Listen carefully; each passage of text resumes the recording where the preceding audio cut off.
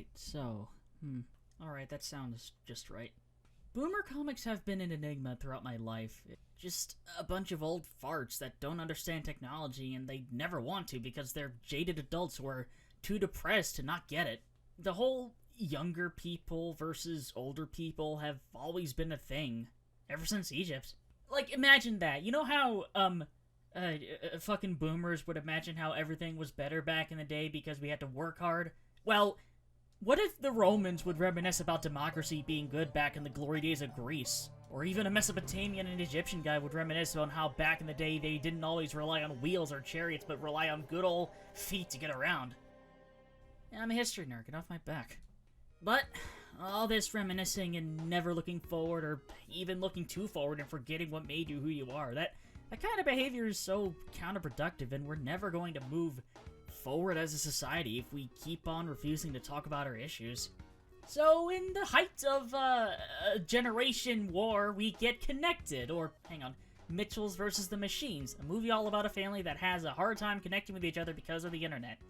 That and the dad is being way too stubborn, and in general, the family is just so enwrapped in their own passions that they kind of forget to, I guess, talk to each other about their passions.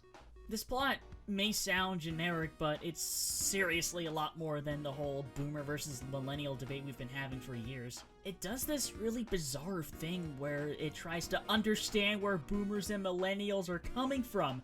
This movie is all about breaking out of your echo chamber and understanding different perspectives. It takes the whole internet versus real life concept and makes it all about communication with the world and not being so self-righteous and pompous about what you believe in.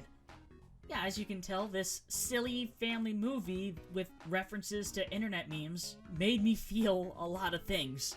And that's why I think this movie is the ultimate family movie. So, the movie is about this college kid named Katie who makes really bizarre movies on her YouTube. Get used to the brand name drops in this movie. And you got memes. Listen, what's considered outdated is now nostalgic. Get over it. She's going away to college and her family's in full support. Well, her dad is kind of uncertain about it all because he feels she's going to fail because her films are so bizarre. I mean, who even listens to Nyan Cat anymore? Not gonna lie, it's still kind of a bop. After a very heated argument on the night before Katie moves out, the dad is watching old videos of Katie as a kid. He decides to cancel her flight and go on a road trip with her, which sounds like total hell for her. But during the road trip, it gets pretty goofy and things don't look too bad. But Katie and the dad don't really bond as much as they'd hope. So the mom tries to get the dad to support Katie's decision, and the little brother tries to get Katie to support the dad's decisions. Oh my god, my tongue is so fat! Oh, and there's a robot invasion too. Wait, what? Yeah, the titular machines are these service robots made by Eric Andre's company. They were gonna replace the Alexa of the movie, PAL, which pissed her off so much that she takes over the whole company and uses their power to enslave humans and just shoot them into space forever. It's almost like stealing people's data and giving it to a hyper-intelligent AI as part of an unregulated tech monopoly was a bad thing. In English, please? Oh hey, look at that. The end of the world happens in 2020 in this movie. Don't say a word. Wait a minute. Is this Promare? Actually, it's James Turrell. Yeah, this movie has a lot of artistic influences that don't feel derivative. And yeah, this plot feels similar to Cloudy with a Chance of Meatballs, similar cues and everything. And yeah, much like Cloudy with a Chance of Meatballs and Into the Spider-Verse, this movie looks fucking amazing! This whole movie feels like a student film hijacking a big-budget family movie, and I love it. You got random moments of crudely drawn and animated graphics which are like Katie's own bizarre movies. The backgrounds look like paintings. The textures on the characters feel so hand-molded. Not like perfectly crafted 3D models. I'd argue it looks even more creatively striking than Spider-Verse, but that movie looks amazing in its own right and what they're trying to do, so I'm not gonna act like one is better than the other, because I'm not that kind of guy. What, do you think I'm the type of person that says X is better than Y just to feel superior to everyone else? I'm sorry, I'd rather find merit and enjoyment in a little bit of everything I see. But for real, this movie doesn't even feel like that they're trying to be unique so they can stick it to the mediocre animated movies that come out. This feels like a genuine effort to make something cool because they like cool stuff. And the movie is also pretty fucking personal with the director of this movie, Mike Ryanda, which is a good transition into me explaining why I think this is the ultimate family movie. So, why do I think it's the ultimate family movie? Well, it is a road trip movie about a family bonding, but it's not just any road trip movie. It's a road trip movie about two very contrasting people. a traditionalist and a futurist? Is that what they're called? You don't see Katie making movies about futurism. Simply put, the daughter is so into the future and tech and wants to make wild movies no one has ever seen before, and the dad just can't keep up. But what makes this dad unique is that he feels bad for not being able to catch up with her daughter. He really wants to keep up, but it's so damn hard, and it's what is tearing them apart.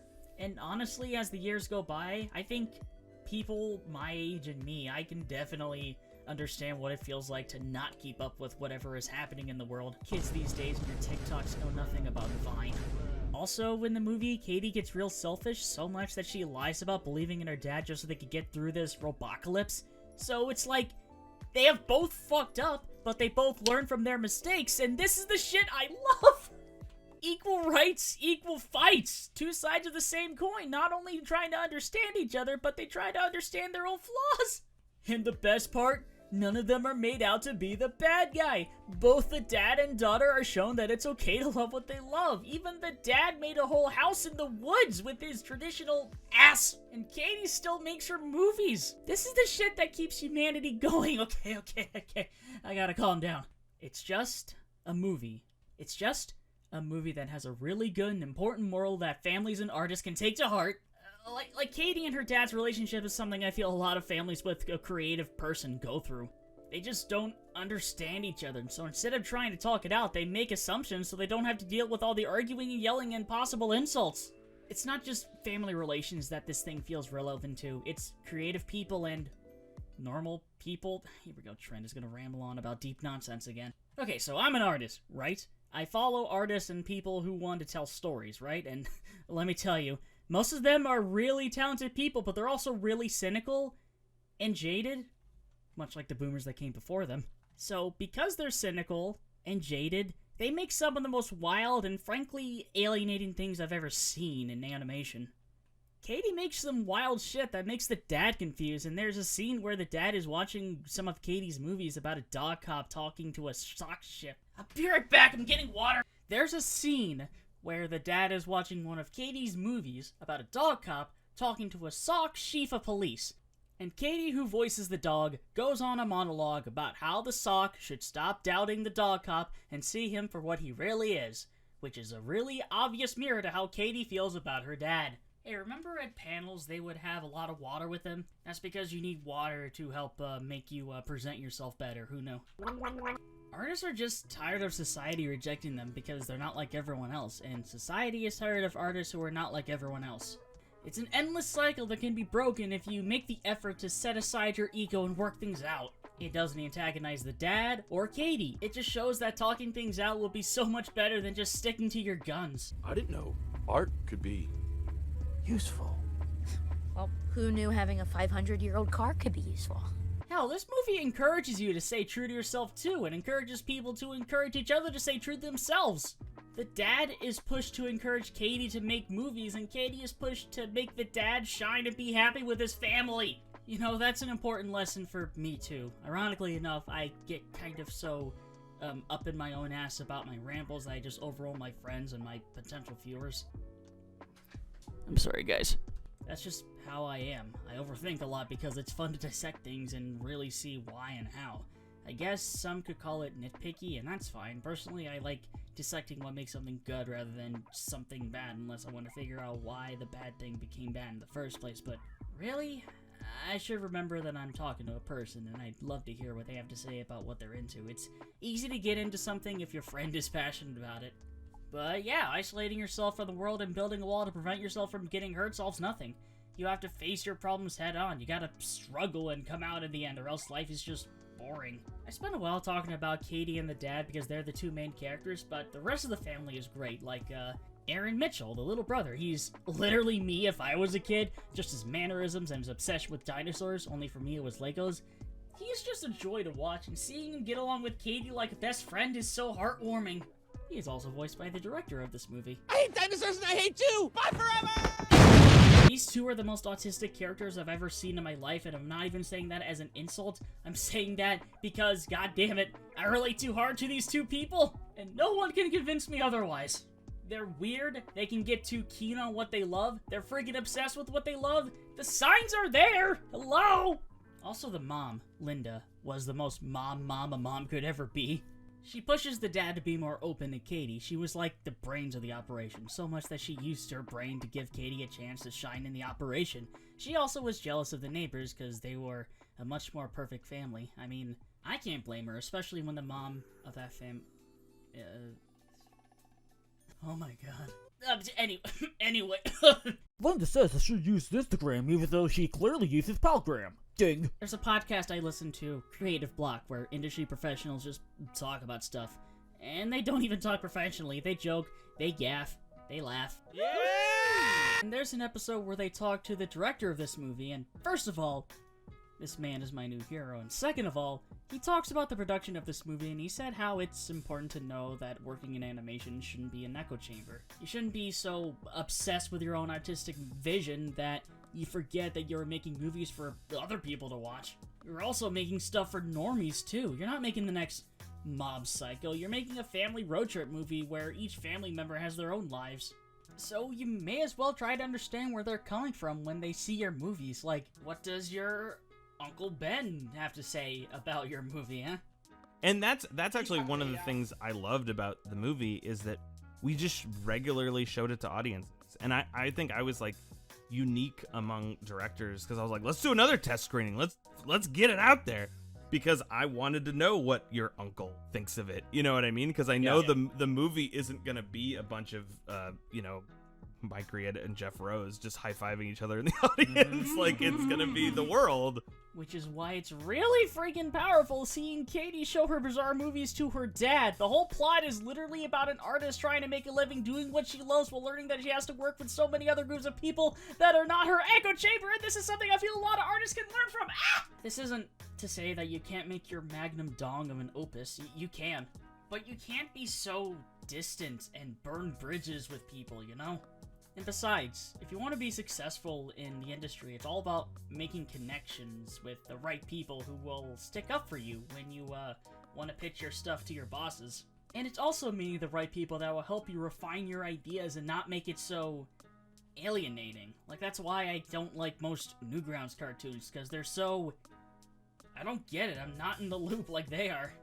Also, that podcast episode says that not all execs are evil overlords trying to kill creativity. Some may even have some good points, like how not everything you make has to be just for you and for your group of friends and animation fans who loved that one reference to that one Dreamcast game nobody remembers. It really is a case-by-case basis, and your experience in the industry isn't going to be the same as everyone else's.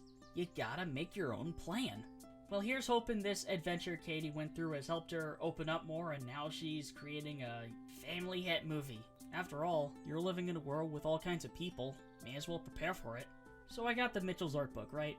And it talks about how the cast of this movie is pretty much self-inserts, and that isn't to say that they're super OP and super boring. It's to say that they have taken all the life experiences and lessons they've learned and put it into this film.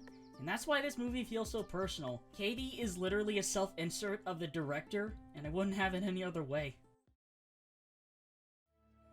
You know how to say I love you in moose language? Let me just... Don't you laugh. Come on, you're supposed to be sad. Hey, come on. So to summarize, Mitchells vs. the Machines is the ultimate family movie. It's about bonding with your family, but done so in a much more nuanced way that really nails the subtlety of trying to understand each other. Because sometimes we act like we got it all figured out when we'll always be forever learning new things about our family, peers, and ourselves. And we're all human. We believe that what we do is right for us, and we care too much about each other sometimes. The generation gap between some of us can be too much. But you shouldn't be so cold and distant from people if it's hard to talk. Sometimes we gotta work shit out if we gotta understand each other better.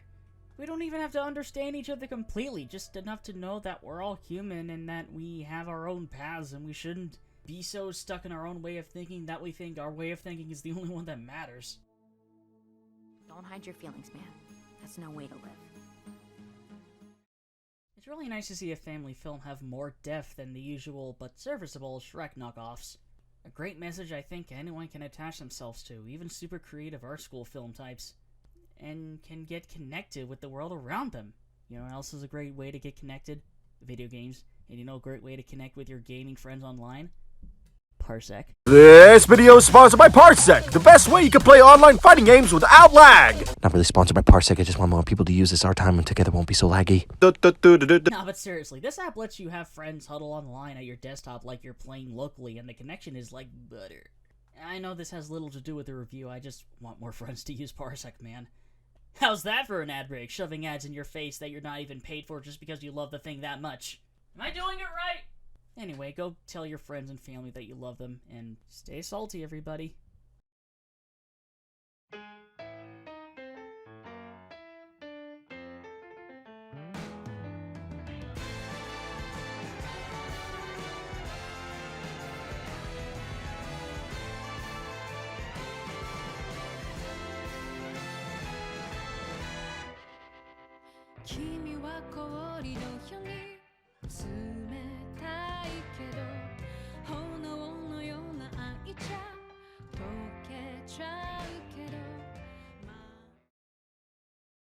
Yeah, God bless.